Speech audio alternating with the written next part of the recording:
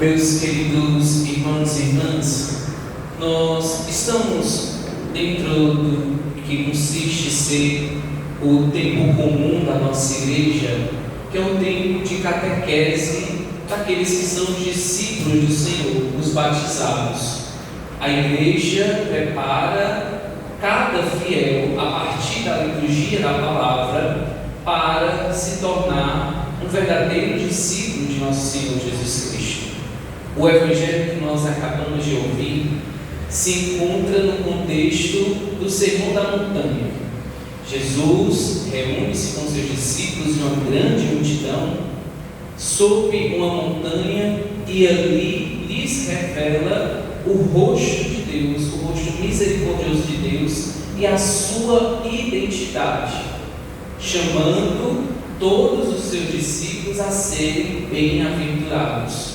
As bem-aventuranças são a descrição da identidade de nosso Senhor Jesus Cristo. Assim, sendo nós, pelo batismo, um outro Cristo no mundo, também devemos aspirar e alcançar essas bem-aventuranças. Assim, Jesus Cristo apresentou aos seus discípulos aquilo que deveria ser o projeto de vida de cada discípulo, para se parecer cada vez mais com o Mestre que o guia. Assim, Jesus depois exorta aos seus discípulos que aqueles que são seguidores de Jesus precisam ser no mundo sal da terra e luz do mundo, sal para dar sabor e luz para iluminar a fé, para iluminar os passos e as decisões de cada pessoa.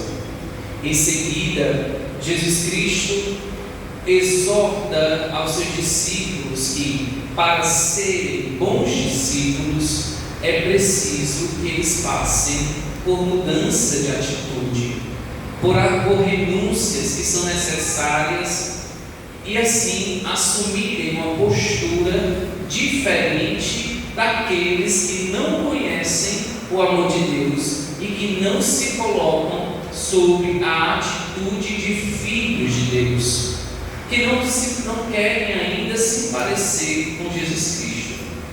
E aí nós chegamos no Evangelho de hoje. Jesus Cristo, que utiliza um ensinamento próprio daquela época para dizer aos discípulos que eles não devem caminhar como o mundo caminha, que eles não devem viver como o mundo deseja que nós vivamos. Por isso ele disse: vós ouvistes, amarás o teu próximo e odiarás o teu inimigo. Este era o costume daquela época, ser bonzinho com quem é bonzinho com você. Aquele que é ruim, você deve odiar, você deve colocar uma barreira entre você e aquela pessoa. Este é o sentimento de ódio, colocar uma barreira no coração. Lembremos que o que estava em vigor ainda na época de Jesus era a lei de tabelião, olho por olho, dente por dente. Se você me assalta 10 moedas, eu tenho o direito de tirar 10 moedas de você.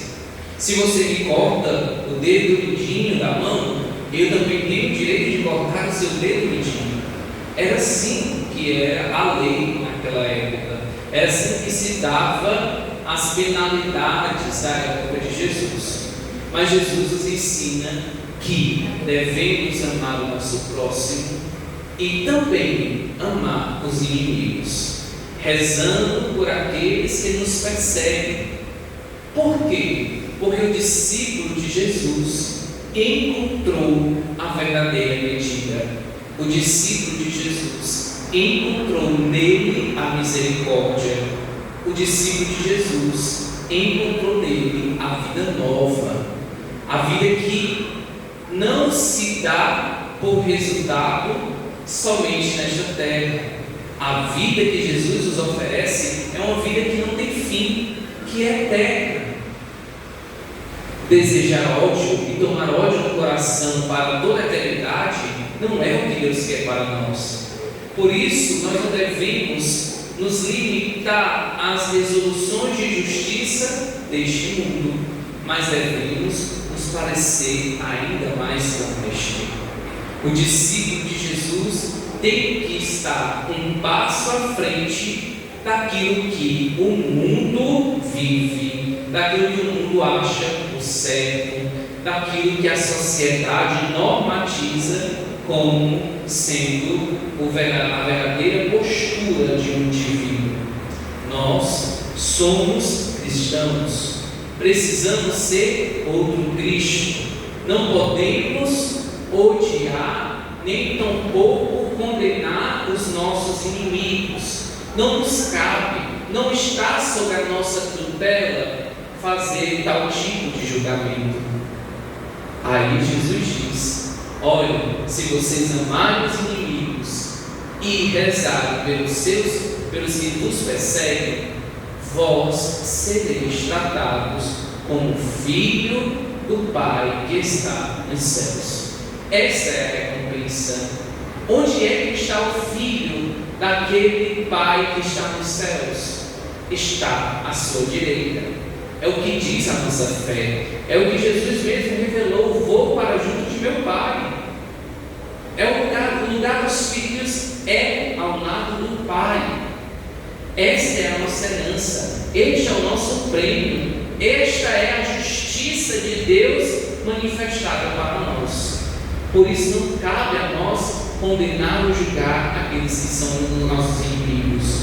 Não cabe a nós querer pagar com a mesma moeda.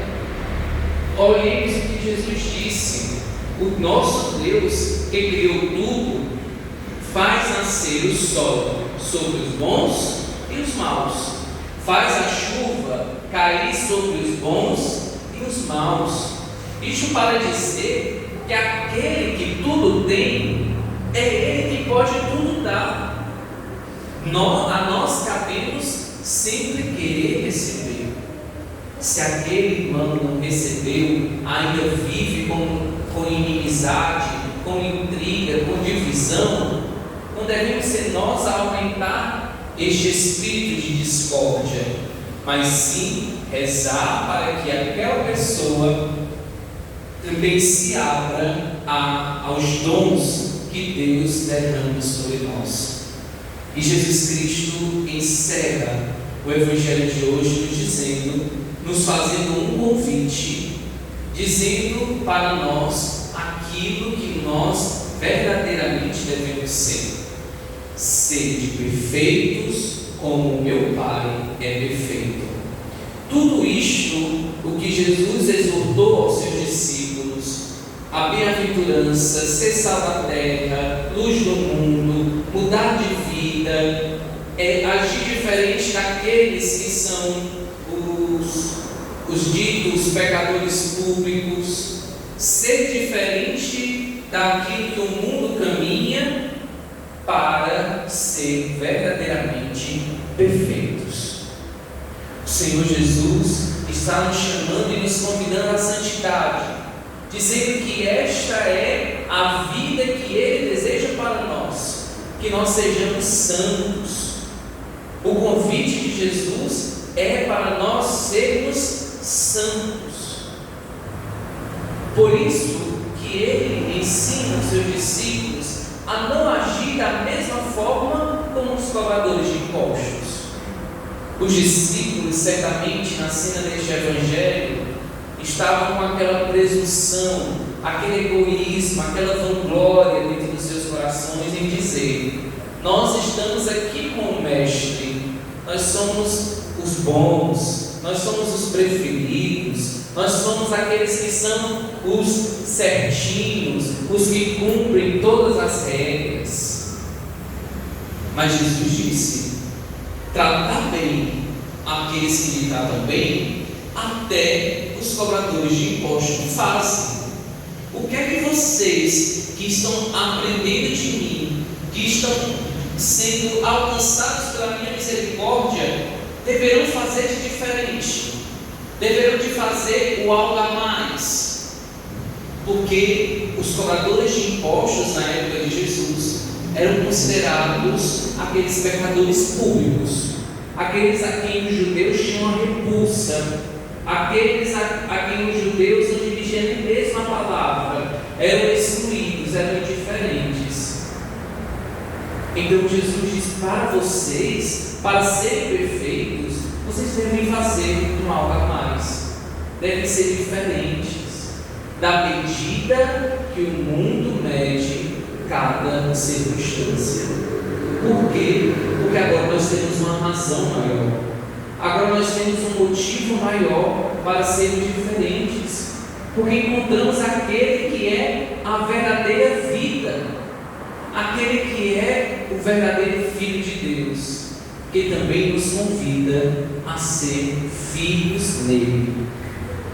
Por isso, meus irmãos e minhas irmãs, hoje nós devemos abrir mais uma vez o ouvido e o coração para escutarmos, para pegar para nós este convite de Jesus: sede perfeitos como vosso Pai é perfeito. Bem sabemos, meus irmãos e irmãs, que as nossas limitações humanas são grandes, que os nossos pecados e nossas fraquezas por vezes nos fazem tremer na nossa fé, nos fazem duvidar da nossa capacidade de sermos santos. Mas se Jesus nos fez este convite, é porque Ele sabe e Ele pode fazer isto ser possível em nós. Às vezes a gente deseja tantas graças impossíveis, busca Santa Rita, busca São José, busca santo tal, mas lembremos, aquilo que é possível, o Senhor realiza em nós. O impossível é um milagre. Portanto, se Ele nos convida à santidade, é porque é sim possível. E é por isso que nós devemos pedir a Ele esta graça. Senhor, faz o santo. Senhor, faz de nós um povo santo. São José Maria Escrivá diz em um de seus livros assim: Senhor, fazei-me santo, ainda que seja a palavras, ainda que seja nas dificuldades, eu caindo e me levantando, eu sofrendo, eu passando por alguma angústia. Porque lembremos que o ouro, para ele reluzir, para ele brilhar forte aos nossos olhos, ele precisa ser depurado no fogo, retirar as impurezas, retirar aquilo que deixa ele grosseiro, para que ele possa de fato cintilar, refletir luz, brilhar diante dos nossos olhos. Assim também é a nossa vida diante de Deus. Para Ele nos fazer santo, Ele precisa nos lapidar. Ele deixa com que nós passemos por tribulações, angústias, sofrimentos para provarmos a nossa fé nele. Nós não somos santos porque cumprimos tais e tais obrigações. Nós só somos santos porque Deus nos dá a sua graça. Por isso, sejamos perfeitos. E se nós encontramos imperfeições em nós, não deixemos o convite de Deus para trás, mas façamos agora da nossa vida uma vida de heroísmo. Isto, no processo de santificação de alguma pessoa, de algum cristão, é a primeira coisa que se olha, as virtudes heróicas, o quanto aquela pessoa lutou para ser santo. Por isso, quando vierem as angústias, as decepções, as frustrações, os pecados, as fraquezas, não saímos de perto de Deus, nem duvidemos do convite que Ele nos fez de sermos santos, mas pelo contrário, vamos agora viver uma vida de heroísmo, uma vida de luta contra nós mesmos, luta contra nossas fraquezas, luta contra os nossos maus desejos, as nossas más vontades, luta contra principalmente a nossa preguiça espiritual. A preguiça espiritual nos deixa com uma alma tíbia. Uma alma tíbia não consegue oferecer amor a Deus, não se esforça por agradar a Deus, não se esforça por manter a vida de oração. E três coisas a nossa igreja sempre nos exorta como o dever de casa do cristão para ser santo. para formar uma vida de santidade, para viver uma vida do Espírito, que é primeiramente a oração que nos leva a uma intimidade com Deus. Para querer ser santo, nós precisamos ser íntimos daquele que é santo, o nosso Deus. O segundo dever de casa que a igreja sempre nos propõe é participar dos sacramentos e se apoiar na Virgem Maria. Se estamos sendo testados, se estamos passando por provações, se estamos sendo tentados, nós devemos buscar ainda mais os sacramentos, a Eucaristia, a confissão, a leitura da Palavra de Deus e se apoiar na Virgem Maria, aquela que de fato é auxílio para todos os cristãos. E o terceiro dever de casa é a vida de apostolado, fazer algum serviço para Deus, exercer